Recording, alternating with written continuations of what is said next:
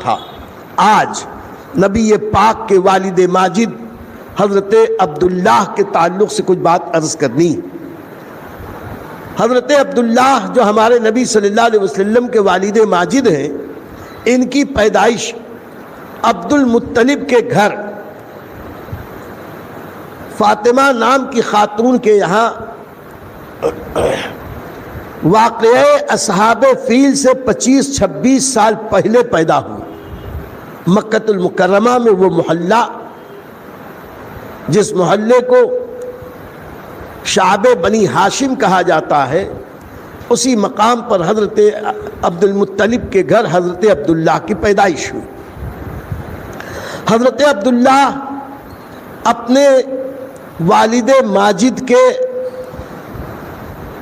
وہ بیٹے تھے جو ان کے 10 بیٹوں میں سب سے حسین، جمیل، خوبصورت، پیارے، اچھی عادات، اچھے اطوار والے۔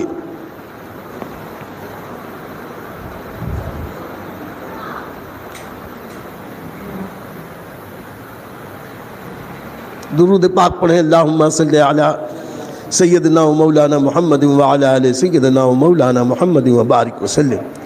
صلاۃ و سلام علیک یا رسول اللہ وعلی آلک و اصحابک یا حبیب اللہ۔ حضرت عبداللہ اپنے دیگر 9 بھائیوں کے بیچ سب سے حسین، جمیل، خوبصورت، پارسا۔ حسن و جمال کا عالم یہ تھا کہ ان کے چہرے میں نور نبوت ظاہر ہوتا تھا۔ ابھی ایک روایت عرض کروں گا جس میں ایک خاتون نے بتایا کہ اے عبداللہ، تیرے دونوں ابرو کے بیچ میں ایک نور چمکتا ہوا میں نے دیکھا۔ پورے قریش میں ان کے جیسا حسین کوئی نہیں تھا۔ اللہ نے ان کو بے مثل اور بے مثال اپنے زمانے میں بنایا تھا، اور کمال یہ ہے کہ ان کا نام بھی ان کے دور کے حساب سے بڑا پیارا، بڑا نیارا تھا، اس لیے کہ وہ زمانہ کفر و شرک کا زمانہ تھا، اور کفر و شرک کے زمانے میں کفریہ ناموں کی بہتات تھی۔ عام طور پر لوگوں کا نام تھا عبد العزیٰ، عبد الکعبہ، عبد منات، عبد ود، یعنی لات کا بندہ، منات کا بندہ، عزیٰ کا بندہ، کعبے کا بندہ۔ یہ سب کفریہ نام تھے، اور یا تو پھر کسی کا نام کلاب تھا، کتا، کسی کا نام زویب تھا، بھیڑیا، اور بھی بہت سارے ایسے نام تھے کہ جن ناموں کے معنی ہی بہت خراب تھے، لیکن وہاں اس زمانے میں ایسے ہی خراب نام رکھنے کا رواج تھا۔ ایسے کفر و شرک کے ماحول میں اللہ نے نبی پاک صاحب لولاک کے والد ماجد کو نام بھی دیا تو وہ دیا جو اللہ کو سب سے زیادہ پیارا، یعنی ان کا نام رکھا گیا عبداللہ۔ آپ غور فرمائیں، ایک ایک بات پہ غور کریں، نبی کی سیرت کے ایک ایک رخ پر غور کریں۔ جب کفریہ نام رکھنے کی بھرمار تھی، اس وقت نام رکھا گیا تو توحید پرستوں میں سب سے پسندیدہ نام۔ نبی کریم صلی اللہ علیہ وسلم نے ایک موقع پر ارشاد فرمایا، اللہ کے پسندیدہ ناموں میں عبداللہ اور عبد الرحمن شامل ہیں، یعنی اللہ نے اپنے محبوب کی برکت سے محبوب کے والد کو نام بھی دیا تو بے مثال دیا، نام بھی دیا تو بے مثال، جسم و جان دیا تو بے مثال، عادات و اطوار، فضل و کمال، حسن و جمال، ہر اعتبار سے حضرت عبد المطلب کو بے مثال بنایا۔ ان کی کنیت اگر ابو احمد اور ابو محمد ہے تو وہ تو بچے کی وجہ سے، لیکن ان کی ایک کنیت تاریخ کی کتابوں میں لکھی ہے ابو قسم۔ ابو قسم، قاف ث بیم۔ ابو قسم کے معنی ہے خیر و برکت سمیٹنے والا۔ یقیناً وہ ایسی خیر و برکت سمیٹنے والے تھے، بلکہ اگر مجھے کہنے دیا جائے، اجازت دی جائے تو یہ کہوں کہ جتنا خوش نصیب باپ حضرت عبداللہ ہوئے، اتنا خوش نصیب باپ کا آئندہ دنیا میں اور کوئی نہیں ہوا، اس لیے کہ ان کی خوش قسمتی ہی تو تھی کہ اس باپ کو بیٹا ملا تو محمد عربی جیسا ملا، بیٹا ملا تو اللہ کا محبوب ملا، نبیوں کا امام ملا، رسولوں کا سردار ملا، گنہگاروں کی بخشش کرنے والا، یتیموں کا ملجا، غریبوں کا آقا، غریبوں فقیروں کی بر لانے والا، وہ نبی رحمت، شفیع امت، کائنات میں جن کا کوئی جواب نہیں، ان کے باپ ہے حضرت عبداللہ۔ تو بحیثیت باپ ہونے کے جتنے خوش نصیب باپ حضرت عبداللہ ہیں، یہ انہی کا حق ہے، انہی کا حصہ۔ حضرت عبداللہ کے بہت ساری خوبیاں بھی میں نے بتایا کہ اصحاب فیل کے واقعے سے تقریباً 25 یا 26 سال پہلے مکہ المکرمہ میں پیدا ہوئے۔ عام طور پر سیرت نگاروں نے یہ لکھا ہے کہ حضرت عبداللہ اپنے باپ، اپنے والد کے سب سے چھوٹے بیٹے تھے اور سب سے چہیتے اور پیارے لاڈلے تھے۔ یہ تو صحیح ہے کہ وہ سب سے لاڈلے اور پیارے تھے، لیکن تاریخ پر گہری نگاہ ڈالو تو یہ بات صحیح نہیں۔ امام سہیلی نے اس کو واضح کیا کہ یہ کہنا کہ حضرت عبداللہ اپنے باپ کے سب سے چھوٹے بیٹے تھے، یہ غلط ہے، اس لیے کہ حضرت حمزہ یہ حضرت عبداللہ سے چند ماہ چھوٹے تھے، بلکہ کہ جس دن حضرت عبداللہ کی شادی ہوئی بی بی آمنہ سے، اسی دن حضرت عبد المطلب نے آمنہ کی چچا زاد بہن حالہ سے شادی کی، حالہ بنت وہیب سے، یعنی ایک بھائی کی بیٹی عبداللہ کی بیوی، دوسرے بھائی کی بیٹی عبد المطلب کی بیوی، ایک ہی دن دونوں کا نکاح ہوا۔ اور حضرت عبداللہ کے بیٹے محمد الرسول اللہ پہلے اس دنیا میں تشریف لائے اور ان سے کچھ دنوں کے بعد حضرت حمزہ کی پیدائش ہوئی۔ تو حضرت حمزہ یہ حضرت عبداللہ سے چھوٹے تھے، اور حضرت عباس جو مسلمان ہوئے یہ حضرت حمزہ سے بھی چھوٹے تھے۔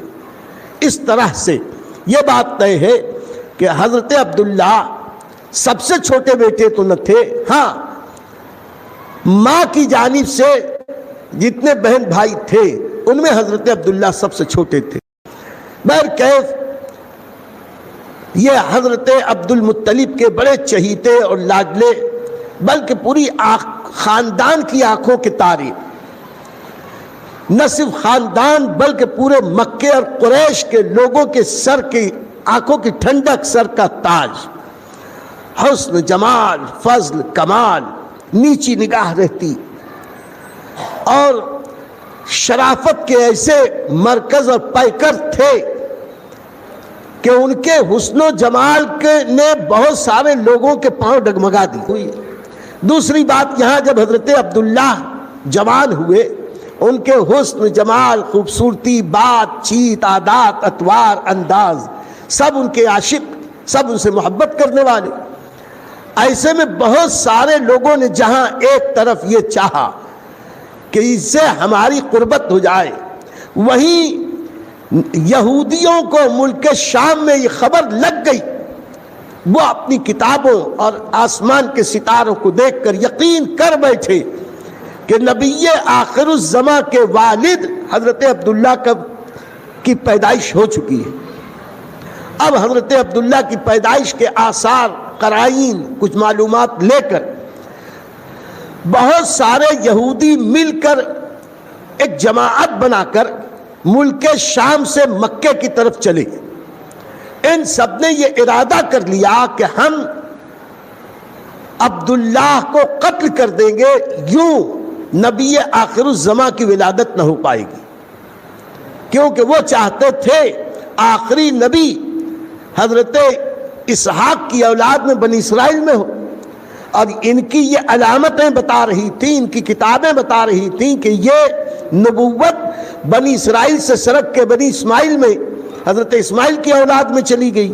ایک یہ حسد اور جلن تھی، سوچا کہ خس کم جہاں پاک، لاؤ عبداللہ ہی کو روئے زمین سے فنا کر دے۔ تو بہت بڑی جماعت ہتھیاروں سے لیس مکے کی طرف آئی.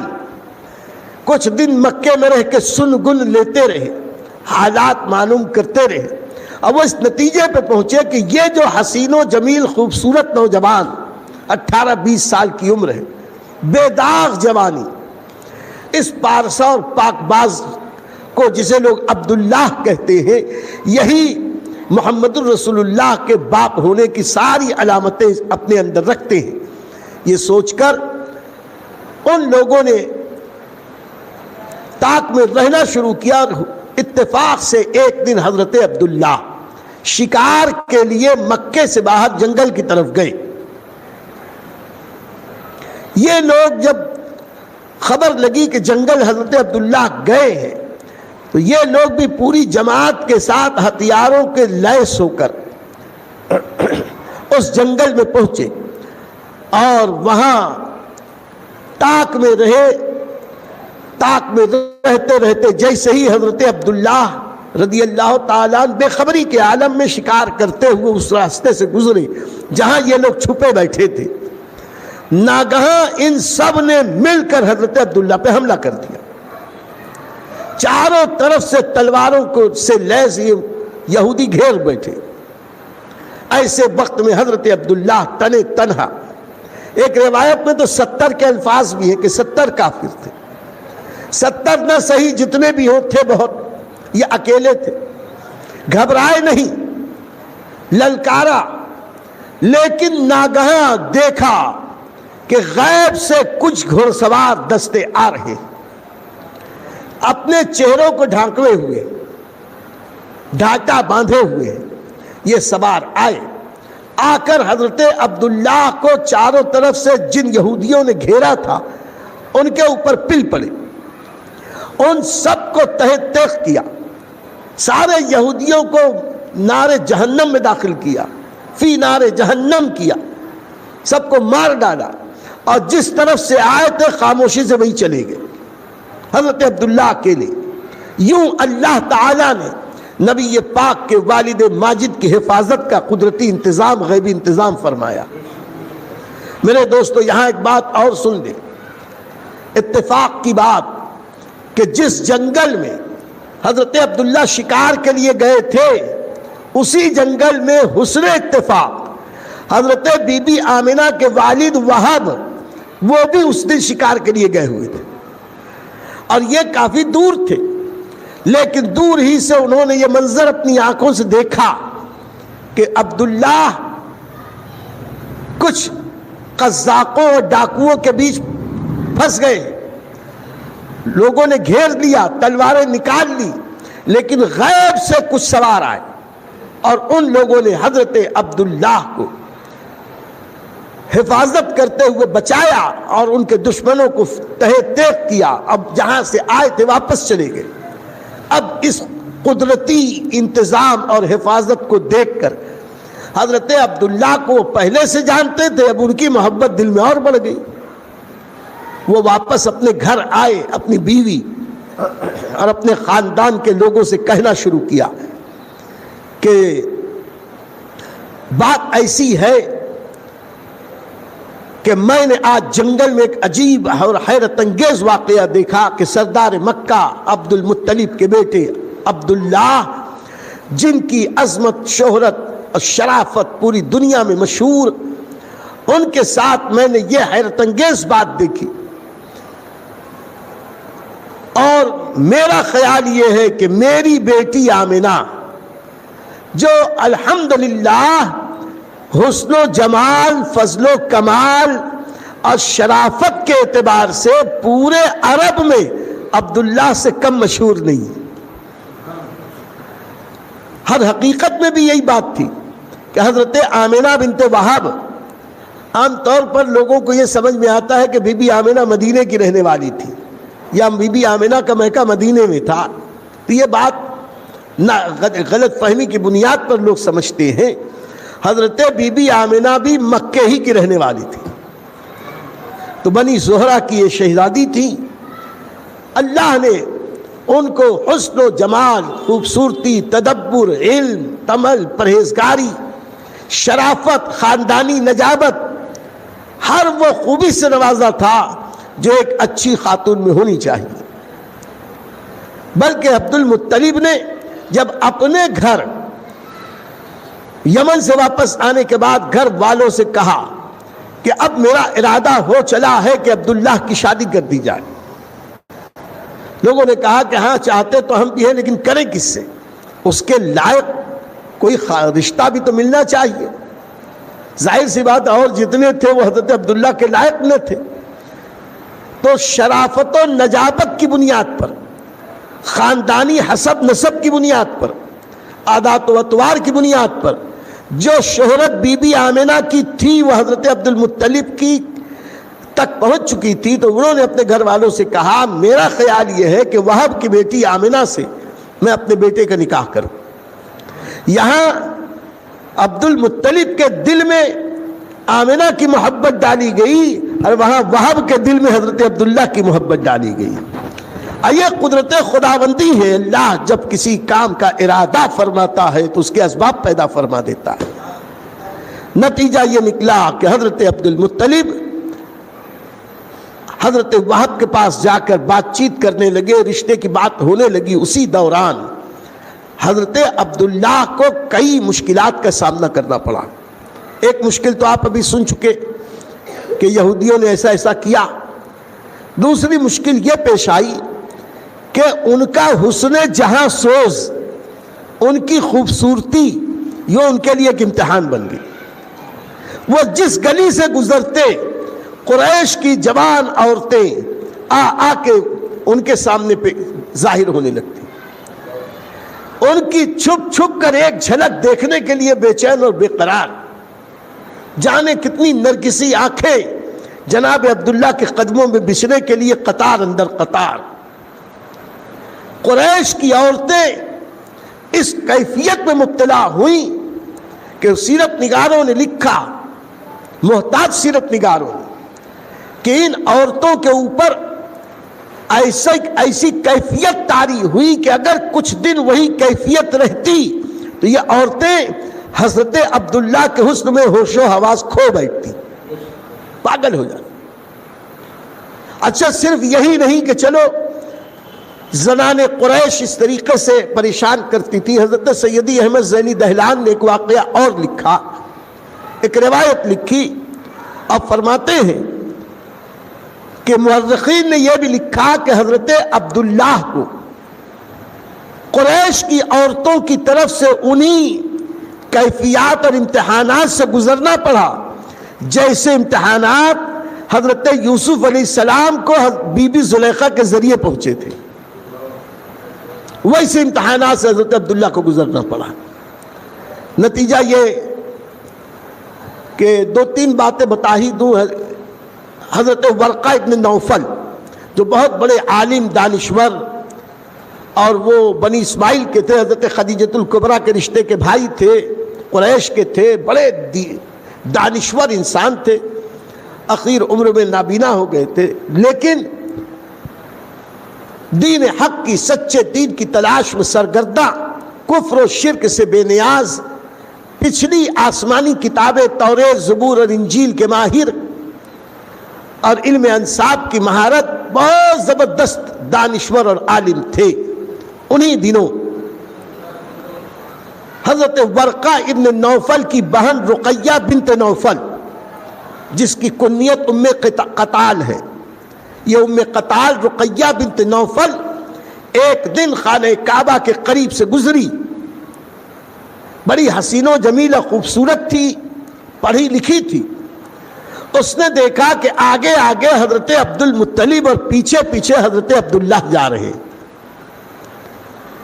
تو اس نے پیچھے سے جا کے حضرت عبداللہ کو تھاما، کپڑا تھاما اور پوچھا کہاں جا رہے؟ کہا کہ ابا جی کے ساتھ جا رہا ہوں، والد صاحب کے ساتھ جا رہا ہوں۔ تو تانا دیا، اب جان جوان ہو گئے، کب تک ابا کی انگلی پکڑ کے چلو گے؟ اب تو کچھ اپنی مرضی سے کرو۔ تو انہوں نے گڑک کے کہا، حضرت عبداللہ نے سر جھکا کے کہا کہ کہنا کیا چاہتی ہو؟ کہا کہ میں اپنا آپ کے سپرد کرتی ہوں، مجھ سے شادی کر لوں۔ میں چاہتی ہوں کہ آپ کے حوالے نکاح میں آؤں، میں آپ کو پسند کرتی ہوں، وغیرہ وغیرہ جو بھی کہا۔ حضرت عبداللہ نے نگاہ نیچی کر دی، کہا کہ یہ وہ اہم کام ہے جس کا فیصلہ میں نہیں، میرے ابا کریں گے۔ میرے دوستو، شریف بچوں کا یہی طریقہ ہونا چاہیے۔ انہیں اس بات کا خیال رکھنا چاہیے کہ ہمارے باپ ہمارا بھلا ہی چاہیں گے۔ آج کے نوجوان جوانی کے زور میں یہ سمجھتے ہیں کہ ہمارے ابا بڈھے ہو گئے، یا بڈھے لوگوں کو کیا پتا آج کا، جو ہم سمجھتے ہیں یا بڈھے لوگوں کو نہیں سمجھتا۔ لیکن جوانوں کو یہ نہیں سمجھتا کہ بوڑھے جتنے سرد و گرم چشیدہ عبرت گزیدہ دنیا دیکھے ہوئے تجربہ کار ہیں، یہ جوان ان کے 10% حصے بھی نہیں ہیں۔ حضرت عبداللہ نے یہی کہا کہ رشتہ داری اور شادی بیاہ کے معاملات میں وہ فیصلہ ابا جان کریں گے، میں اس پہ راضی ہوں، اس کے بارے میں جو کچھ بات کرنی ہے ابا سے کرو۔ پھر انہوں نے کہا کہ تمہارا حسن جہاں سوز مجھے بےتاب کرتا، میرا دل اپنی جگہ بے قرار ہے، میں جلد از جلد آپ کے حوالے عقد میں آنا چاہتی ہوں، آپ کے تصرف میں آنا چاہتی ہوں۔ حضرت عبد المطلب نے کہا کہ میں تو یہ نہیں کر سکتا، جو کرنا ہے بات ابا جان سے کرو۔ بات ایسی تھی، مورخین کہتے ہیں ممکن ہے کہ حضرت ورقہ ابن نوفل جو پچھلی آسمانی کتابوں کے عالم اور بہت سارے علوم کے ماہر تھے، انہیں خوب پتہ تھا کہ نبی آخر الزمان کون ہوں گے، کیسے ہوں گے، کیا کیا ہوں گے۔ عین ممکن ہے گھر میں اپنی بہن کے سامنے کبھی ذکر کر دیا ہو کہ میرا خیال ہے عبداللہ کی اولاد ہی میں نبی آخر الزمان ہوں گے۔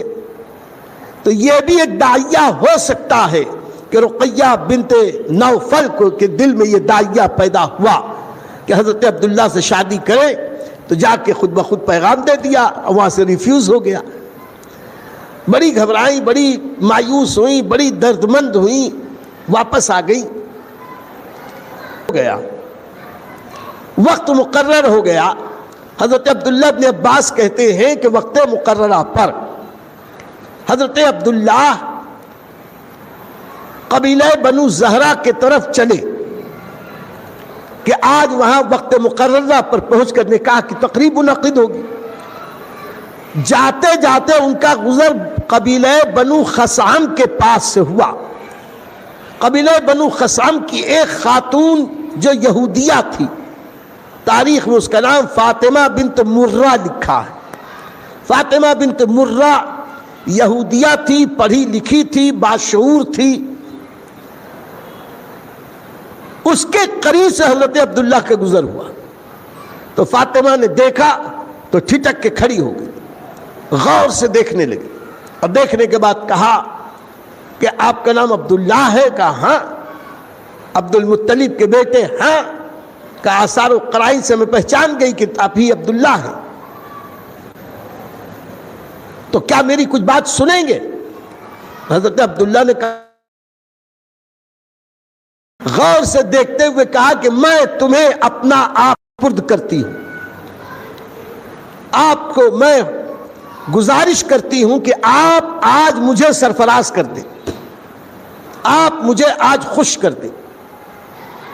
حضرت عبد المطلب شرم سے گڑ گئے، آنکھیں نیچی کر دی اور کہا کہ تم کیا کہتی ہو؟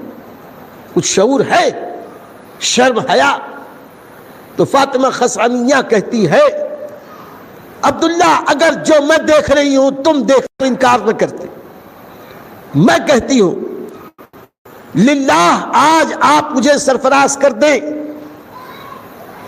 اگر آپ نے مجھے خوش کر دیا میں آپ کی خدمت میں 100 اونٹ پیش کروں گی، آپ کے بدلے میں جو 100 اونٹ قربان کیے گئے وہ نقصان ختم ہو جائے گا، 100 اونٹ میں تحفے میں پیش کروں گی، بس ایک بار مجھے خوش کر دو۔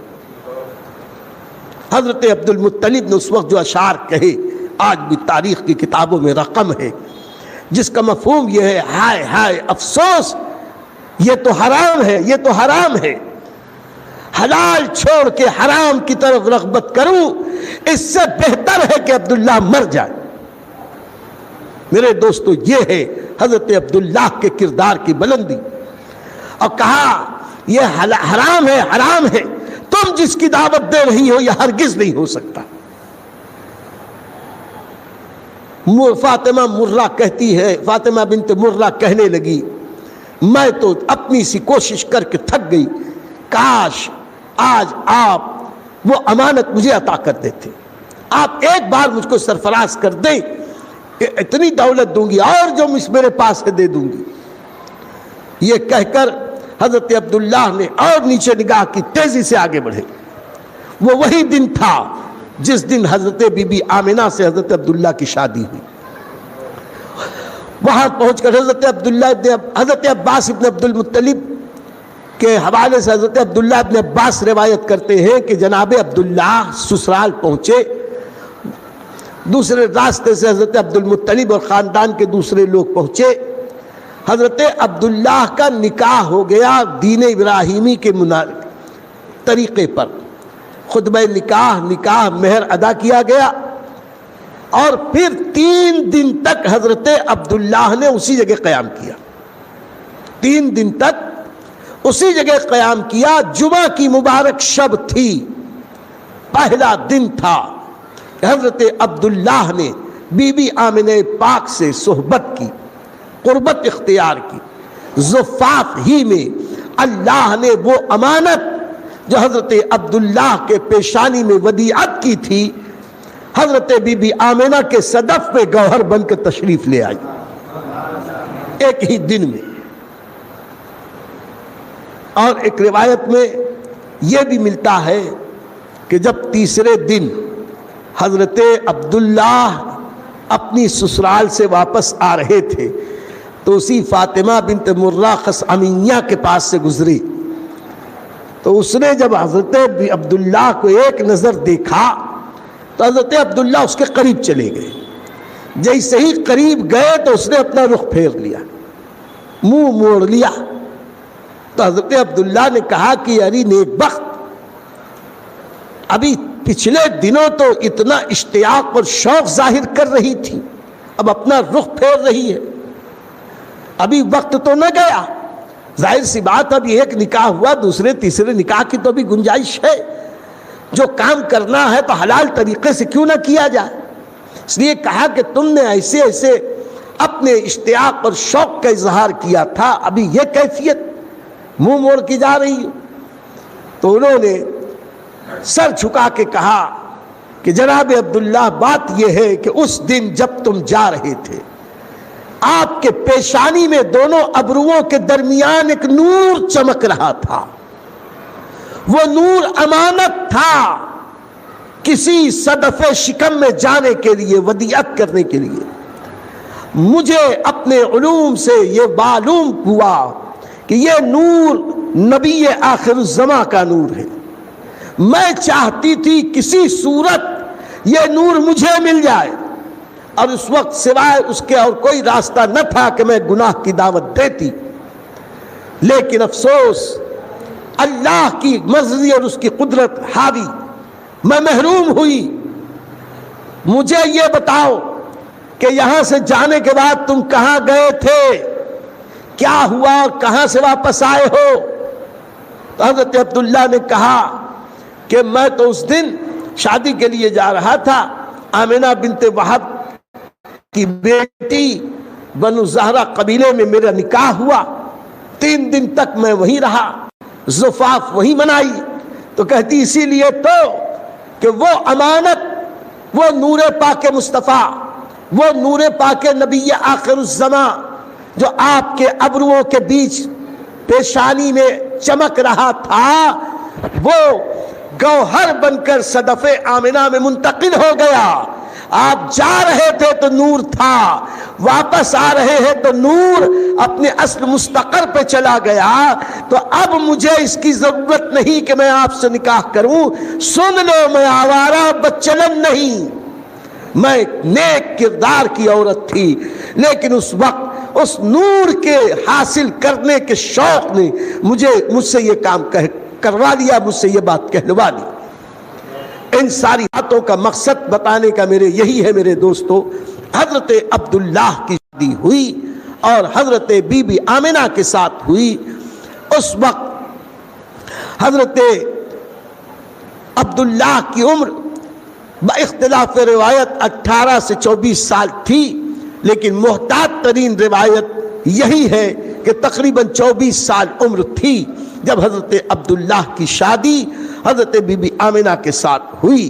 اور وہ نور پاک جو سب سے پہلے اللہ نے تخلیق کیا تھا، وہ نور جہاں رب نے چاہا وہاں رکھا، جس طرح چاہا رکھا، پھر اس نور کو پیشانی آدم میں ودیعت کیا، وہاں سے حضرت شیش کو پہنچا، وہ نور وہاں سے حضرت نوح تک آیا، پھر حضرت نوح سے نسلاً بعد نسل قرناً بعد قرن حضرت ابراہیم خلیل تک آیا، پھر پاک پشتوں پاک شکموں کی طرف ہوتا ہوا یہ نور حضرت اسماعیل کی وساطت سے حضرت عدنان تک آیا، اور حضرت عدنان سے یہ نور بھی جناب عبد المطلب تک آیا، اور عبد المطلب سے جناب عبداللہ تک آیا۔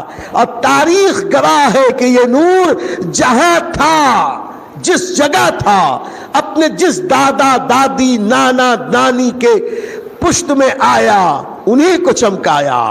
ہر دادا دادی چمکتے رہے، ہر نانا نانی چمکتے رہے، اب میرے امام نے کہا یا رسول اللہ چمک تجھ سے پاتے ہیں سب پانے والے، چمک تجھ سے پاتے ہیں سب پانے والے، میرا دل بھی چمکا دے چمکانے والے۔